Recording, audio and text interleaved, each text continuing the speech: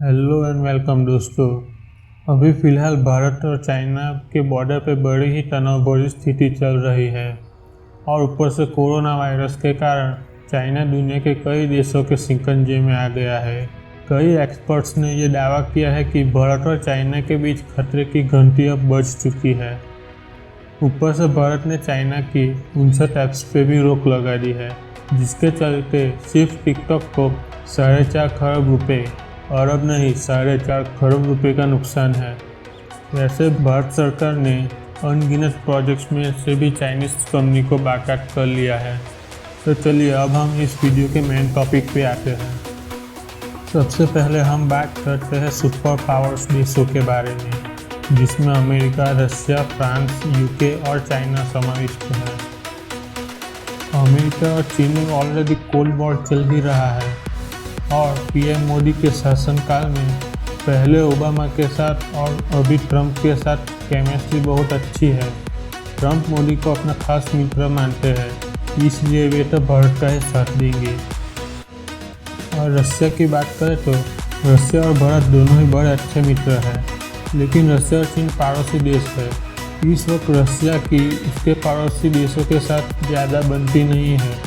ऐसे में वो चीन को खोना नहीं चाहेगा, इसलिए शुरुआत में वो दोनों देशों के बीच में रहेगा, लेकिन युद्ध बड़ा होता जाएगा तब रशिया भारत के साथ आ जाएगा, क्योंकि भारत शुरुआत से रशिया के लिए बहुत बड़ा मार्केट है और ट्रंप की तरह पुतिन भी मोदी को अच्छा मित्र मानते हैं। आए दिन प्रधानमंत्री मोदी और पुतिन के बीच हॉटलाइन बातचीत चलती रहती है, इसलिए वो भी युद्ध में भारत के साथ खड़े रहेंगे। फ्रांस के साथ भी भारत के बहुत मजबूत संबंध है। हमारे प्रधानमंत्री मोदी के मजबूत संबंध के कारण फ्रांस के साथ खरबों रुपए की आईएसए और डिफेंस डील भी हुई है। यूनाइटेड किंगडम के साथ भारत के संबंध पहले से अच्छे हुए हैं। फिलहाल यूके के प्राइम मिनिस्टर बोरिस जॉनसन के काल में वे संबंध बहुत बेहतर हुए हैं। अब हम बात करते हैं दोनों देशों के पड़ोसी देशों के बारे में। भारत से शुरू करते हैं तो सबसे पहले नाम आता है पाकिस्तान। इसमें तो कोई शक ही नहीं है कि वो किसके साथ होगा। वो चाइना के पास से जाएगा, क्योंकि पाकिस्तान की भारत से कभी बनी नहीं और पाकिस्तान तो अपनी जीडीपी का 88% कर्ज है और वह कर्ज घटने की जगह बढ़ता ही जा रहा है। पाकिस्तान को अपने कर्ज का 70 से 75% कर्ज सिर्फ चाइना के पास से लिया है और फिलहाल की परिस्थिति को देखते हुए वो चाइना के पास से और भी कर्ज लेगा। पिछले कुछ समय में नेपाल और भारत के संबंध पहले जैसे नहीं रहे, वह बिगड़ रहे हैं, जिससे नेपाल चाइना की ओर ही जाएगा। भूटान और भारत के रिश्ते पहले से ही काफ़ी अच्छे हैं, इसलिए भूटान भारत के साथ ही खड़ा रहेगा। हम बात करते हैं अफगानिस्तान के बारे में।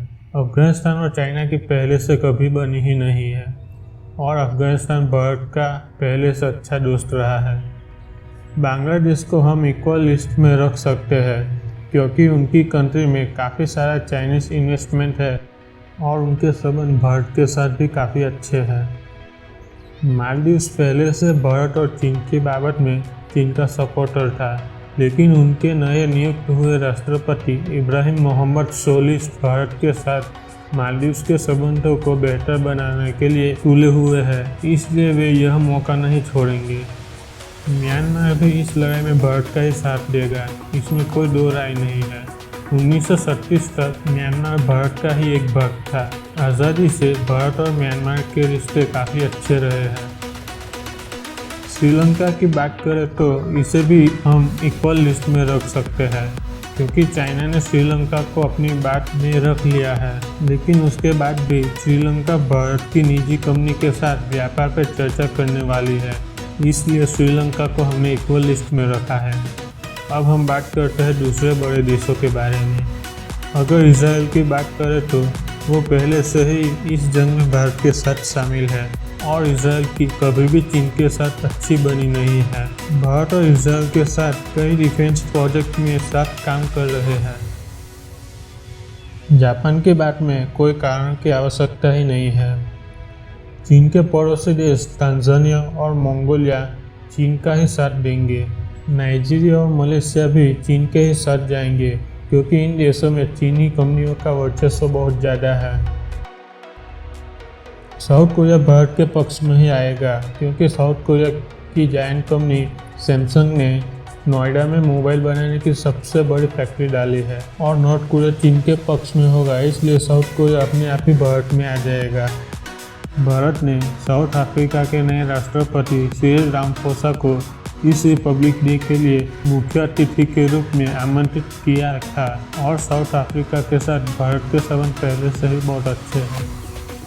तुर्की की बात करें तो उसके रिश्ते चीन से काफ़ी अच्छे हैं, इसलिए वो चाइना की ओर ही जाएगा।